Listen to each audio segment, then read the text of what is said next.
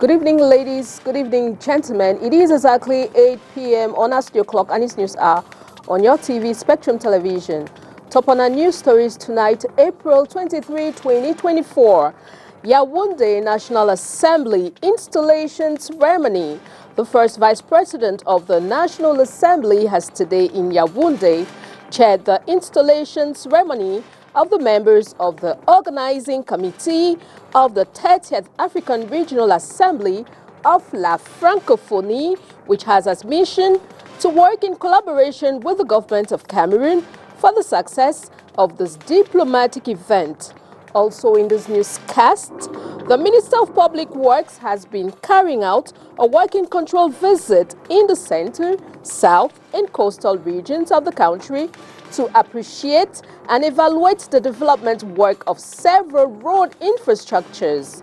This working visit comes after the working session in Yaoundé, chaired by the minister, to overview some road construction sites throughout the national territory. The stories in full and much more will be yours right ahead. Thanks for joining in, ladies and gentlemen. You're welcome to the 8 p.m. Bilingual Primetime Newscast on your TV, Spectrum Television. And we'll start this news right away, and it is in the French language, and it is with Leila La Reine Ganzu. Bonsoir, La Reine Ganzu. Bonsoir à vous, Christelle Assec. Mesdames, bonsoir. Monsieur, bonsoir. Merci d'être avec nous. Il est 20h sur les antennes de Spectrum Télévision. C'est le journal. Le premier vice-président de l'Assemblée nationale du Cameroun a présidé ce jour à Yaoundé la cérémonie d'installation des membres du comité d'organisation de la 30e Assemblée parlementaire de la francophonie.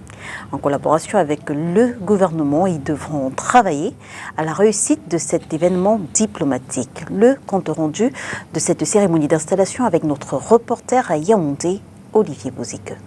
Voici les membres du comité d'organisation de la 30e Assemblée régionale Afrique de l'Assemblée parlementaire de la francophonie que le Parlement camerounais accueillera entre le 28 et 30 mai prochain à Yaoundé.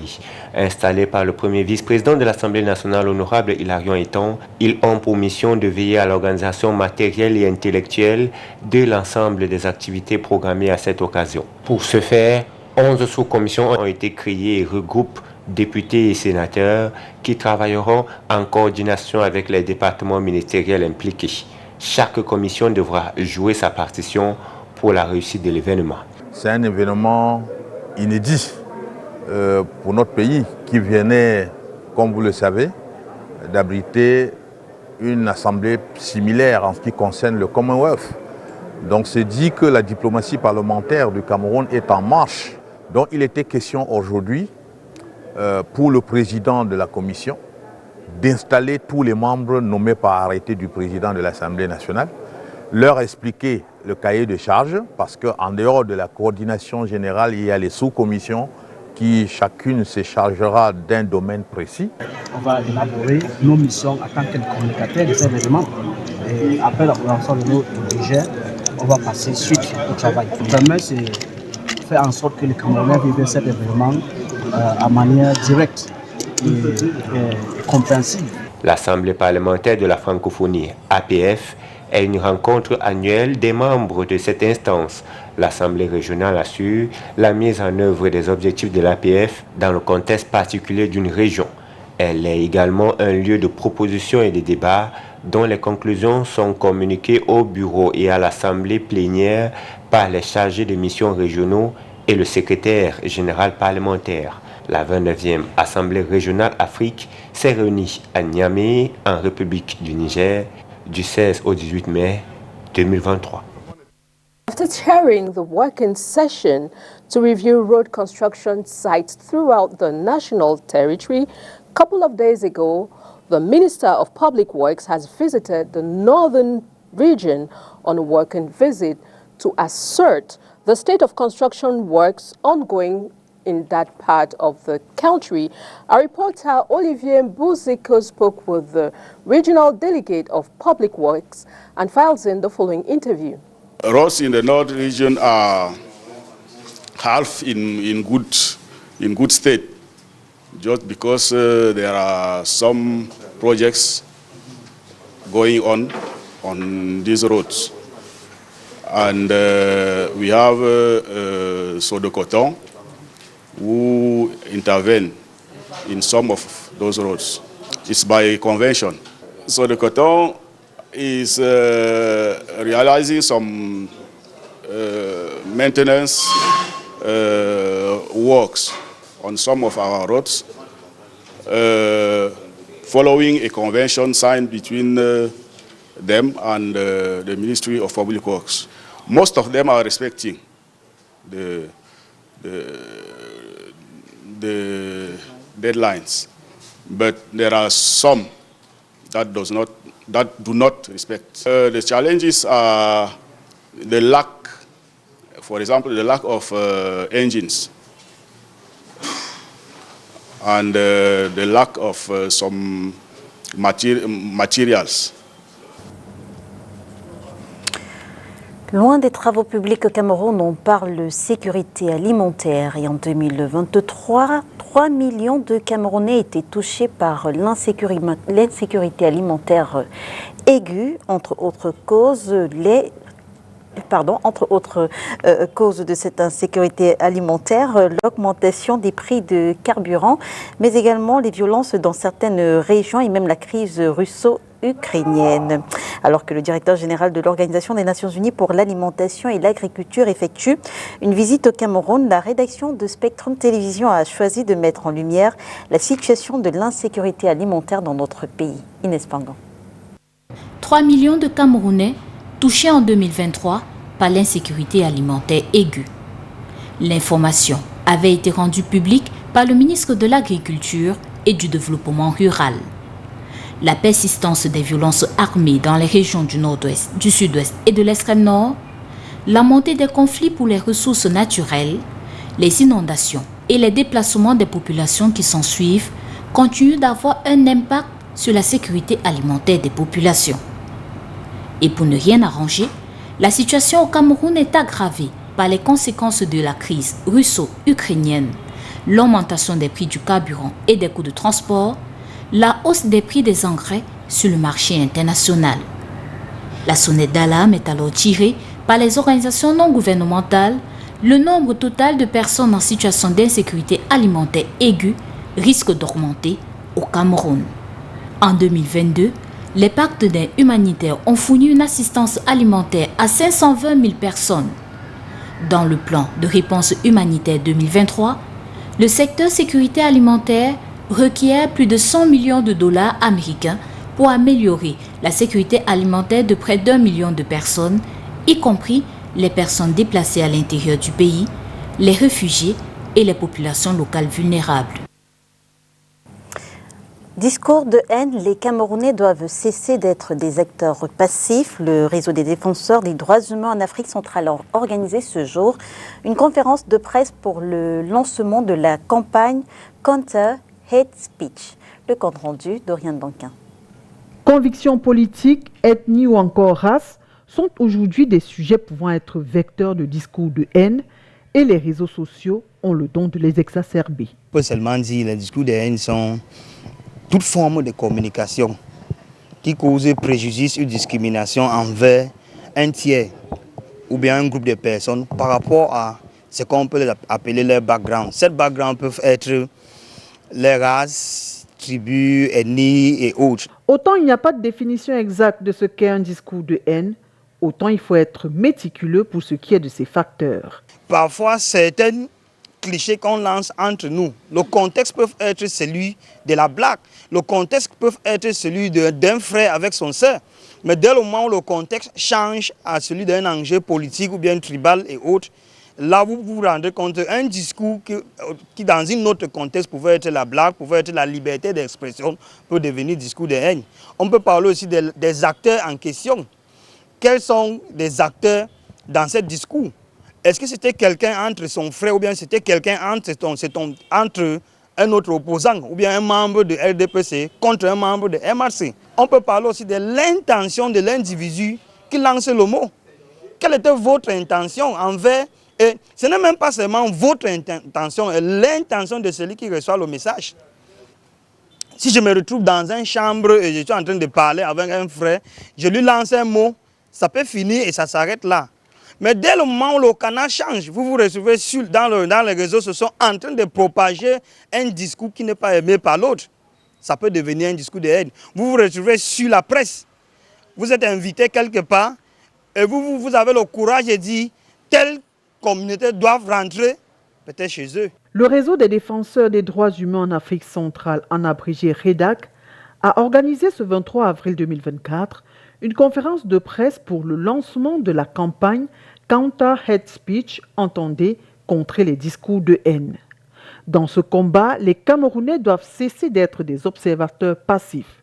Toutefois, pour être acteur, il faut connaître la loi et ses droits. L'approche subtile et l'approche du sanction, il faut commencer d'abord par implémenter la loi de 2019 qui modifie notre code pénal à son article 241 en matière de discours de haine.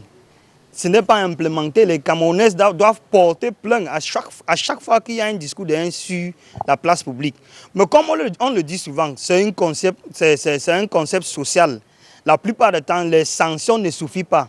Donc il faut ajouter aux sanctions quelques arguments ou bien quelques approches.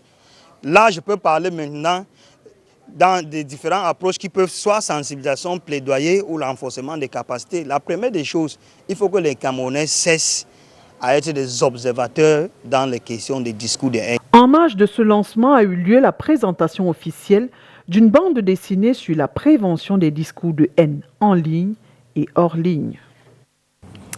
Et dans le cadre de l'intensification des inscriptions sur les listes électorales, le secrétaire régional du Mouvement pour la Renaissance du Cameroun vient de procéder à la remise d'un matériel devant permettre d'inscrire massivement les Camerounais sur les listes d'Elections Cameroun. Le dit matériel a donc été remis aux 13 communes que compte le département du Mungo.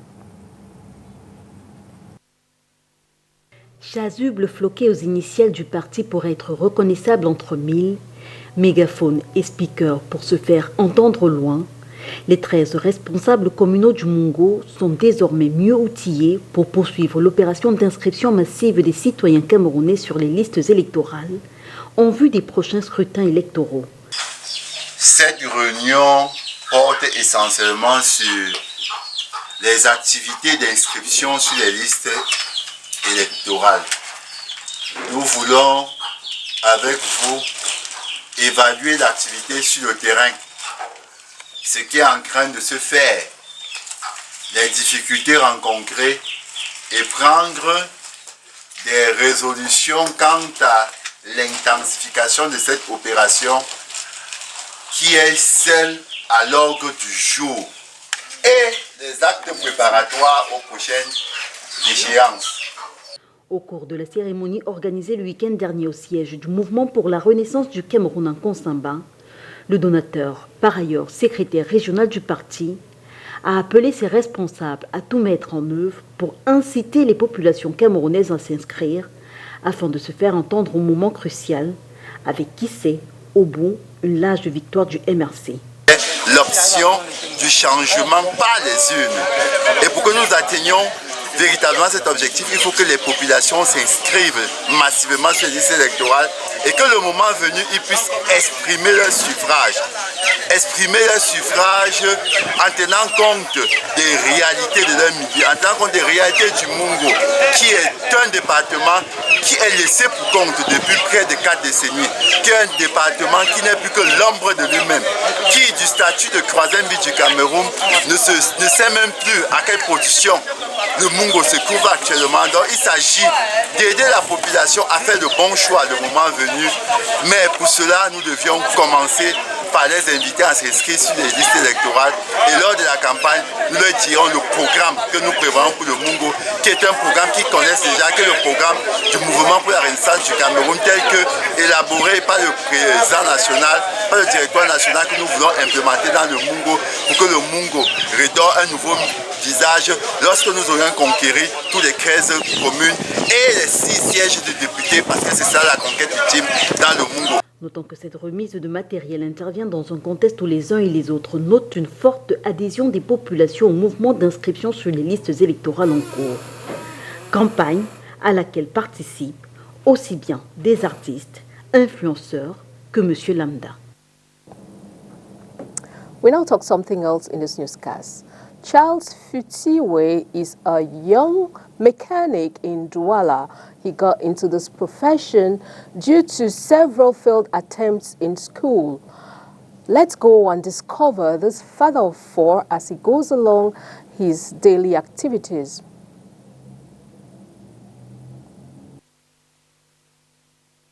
Unforeseen circumstances have driven Fuwe Charles into being a mechanic here in Douala. A job he has come to love as he puts food on the table for his wife and 4 children. I do not wish it, but unfortunately that's what I could have helped myself, because the life was not so easy that way. That's why I find myself to become a mechanic.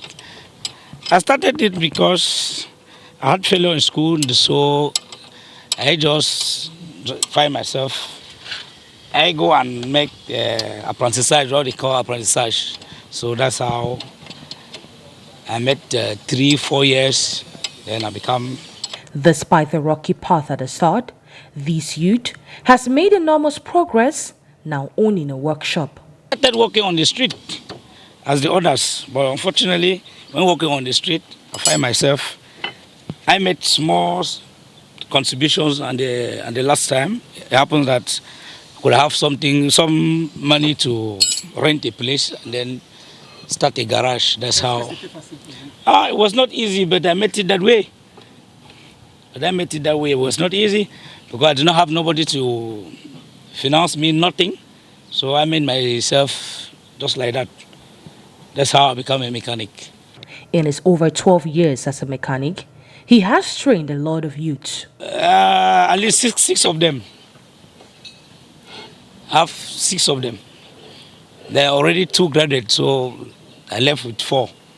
There are some that they have certificates, and then some just come because lack of money. Some come because they have certificate. They need to come and do more practice. Some come that they have their certificate. Some come without certificate. So I work with all of them. From his experience, this father of four's advice is for youths to see such jobs as second option, while education should be their priority. The only advice is that, go to school first before you lack something and then come to garage. Don't go to school and say you go and learn work. Because garage, if you don't know how to read and write, don't think you mechanic is. His commitment and devotion to this job has gained him admiration from many. The recent downpour experience in the economic capital city has given rise to the demand of rainy season gadgets. Onila Donet tells us more.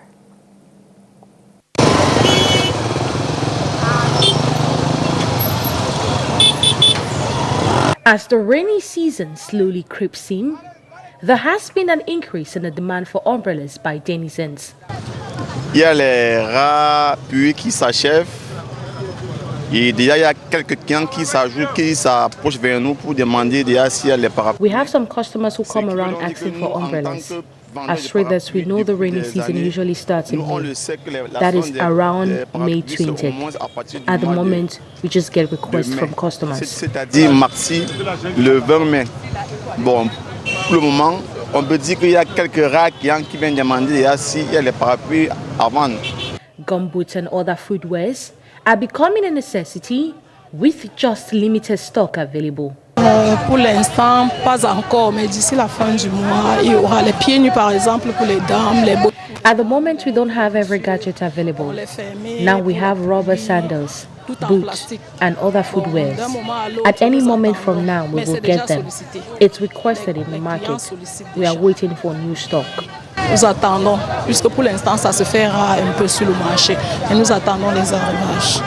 Traders affirm a new consignment of these raining gadgets will come in the forthcoming weeks.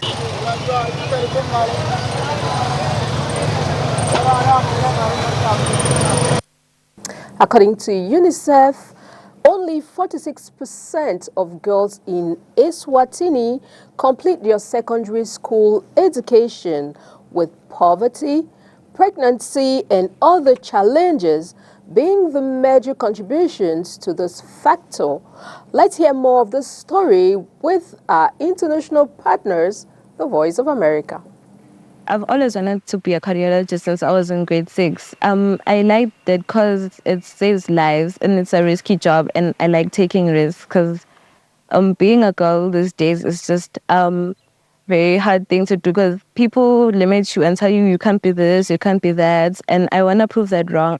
While some young women have the passion and drive to excel in science, technology, engineering, and math, societal barriers have kept them from reaching their full potential. But through the STEM Sisters Mentorship Program, sponsored by Eswatini's Queen Nozizwe, aspiring civil engineers like Sian Dlamini can learn, grow, and even dream bigger.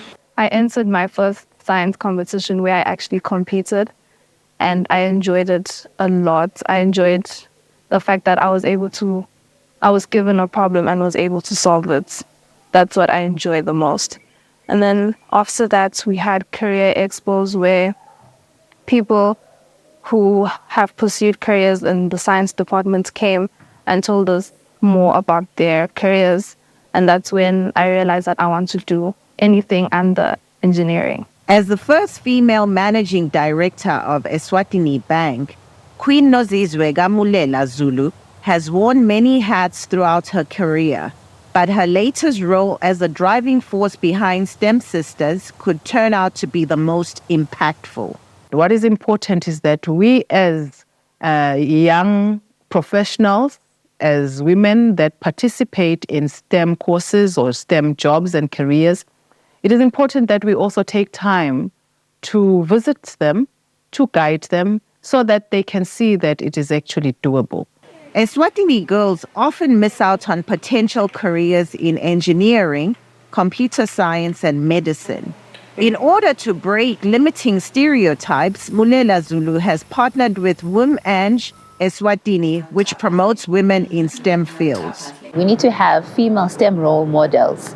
Luckily enough, in Eswatini, we already have a female Minister of ICT, Ms. Savannah Masia. Her contribution in the STEM sector inspires more girls and women to actually participate in the sector. So as we have more female role models, then the girls can also be inspired to also take on STEM as a career. With only 6 girls in the STEM Sisters program so far, the impact of this initiative might seem small. Nogukanya Musi, VOA Central Asia Division, Menzini, Eswatini.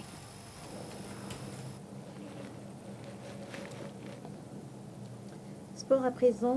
L'équipe nationale de rugby 15 dames a entamé depuis hier un stage dans la région du centre, un stage préparatoire de 10 jours qui mènera à la prochaine Coupe d'Afrique des Nations de cette discipline prévue au mois de mai 2024 à Madagascar. Makedaliti Notium. C'est à Akono dans la région du centre que l'équipe nationale de rugby à 15 dames peaufine sa préparation pour la prochaine Coupe d'Afrique des Nations féminines de cette discipline. Je dois dire que l'équipe a beaucoup évolué par rapport au stage externe. On voit très bien que la condition physique s'est améliorée. On voit très bien que même la technique, les passes sont beaucoup plus maîtrisées. Les pénalités qu'on n'arrivait pas à gérer sont désormais mieux gérées. Je pense que dans une semaine, les Lions indomptables seront prêtes pour pouvoir créer une surprise à Madagascar. Mal classé lors de la dernière édition de ce tournoi africain, le comité de normalisation de la Fédération camerounaise de rugby vise le podium cette année avec les dames. Mes attentes, je l'ai toujours dit, je souhaite vivement que le Cameroun rentre dans le podium, c'est-à-dire qu'on aille au moins en finale.